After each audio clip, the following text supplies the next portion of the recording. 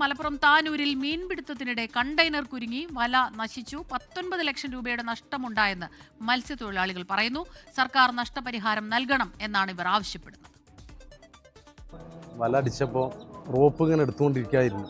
Rope എടുത്ത് ചെക്കൻ്റെ കയ്യിൽ നിന്ന് പെട്ടെന്ന് പിടിച്ചു വലിച്ച് ഒരുപാട് വഞ്ചിക്കാർ നമ്മളെ സഹായിക്കാൻ വന്നിരുന്നു. അപ്പോൾ അതിൻ്റെ പേരിൽ ഒരുപാട് വഞ്ചിക്കാർ നമ്മളോട് പറഞ്ഞിരുന്നു അത് കണ്ടെയ്നറായിരുന്നൊക്കെ പറഞ്ഞ്. അപ്പോൾ ഒരുപാട് നഷ്ടങ്ങൾ എന്തായിട്ടുണ്ട് സംഭവിച്ചിട്ടുണ്ട്. 20 ലക്ഷം റുപ്യേൻ്റെ മുതലാണിത്. സർക്കാർ ഇതിനെന്തെങ്കിലും ഒരു നടപടി ഞങ്ങൾക്ക് വേണ്ടി എടുക്കണം എന്നാണ് ഞങ്ങളുടെ അപേക്ഷ. ഇനി കടം മേടിക്കാൻ പോകാൻ സ്ഥലമില്ല. അതായത് ഗവൺമെൻറ് കാണണം ഈ സംഭവം.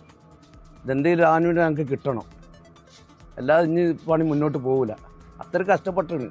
ഇനി കഷ്ടപ്പെടാനില്ല, പോകാനുമില്ല ഒരു ബൈക്ക്. ഇത് മുന്നോട്ട് പോകണമെങ്കിൽ ഒരാളത്ത് കുറച്ച് പൈസ കിട്ടിയാൽ പോരാ, ലക്ഷങ്ങൾ വേണം ഇത് മുന്നോട്ട് പോകണമെങ്കിൽ. സമീർ ബിൻ കരീം ചേരുന്നുണ്ട് മലപ്പുറത്തു നിന്ന് വിവരങ്ങളുമായി. സമീർ, അവരെ സംബന്ധിച്ചിടത്തോളം മത്സ്യത്തൊഴിലാളികളാണ്, അവർക്ക് അവരുടെ അന്നമാണ്, അന്നത്തെ അന്നം കണ്ടെത്തുന്നത് ഈ വല ഉപയോഗിച്ച് തന്നെയാണ്. അപ്പോൾ വലിയ നഷ്ടം, ഭീമമായ നഷ്ടമുണ്ടായിരിക്കുന്നു. എന്താണ് അവർ ആവശ്യപ്പെടുന്നത്? വിവരങ്ങൾ.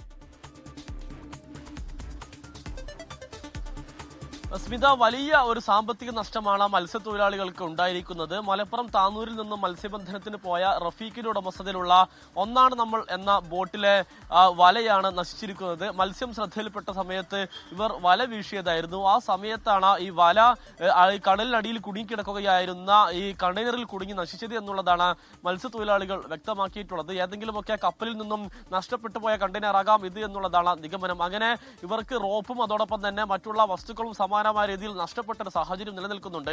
20 ലക്ഷം രൂപ മുടക്കിക്കൊണ്ട് കഴിഞ്ഞ ഏതാനും ദിവസം മുൻപ് വാങ്ങിയ വലയാണ് ഇപ്പോൾ പൂർണ്ണമായി നശിച്ച സ്ഥിതിയിലേക്ക് മാറിയിരിക്കുന്നത്. 19 ലക്ഷം രൂപയുടെ നഷ്ടമാണ് ഉണ്ടായതായി മത്സ്യത്തൊഴിലാളികൾ പറയുന്നത്. ഇത് ഇവർക്ക് താങ്ങാവുന്നതല്ല. കാരണം അവർ ലോൺ എടുത്തും കടം വാങ്ങിയും ഒക്കെ വള്ളമിറക്കിയതാണ് ഇവർ എന്നുള്ളതാണ്.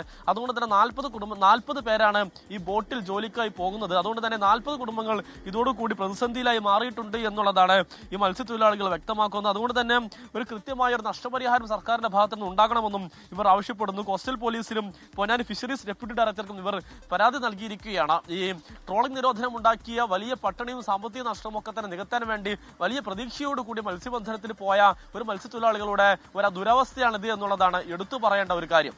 സ്മിത. ശരി.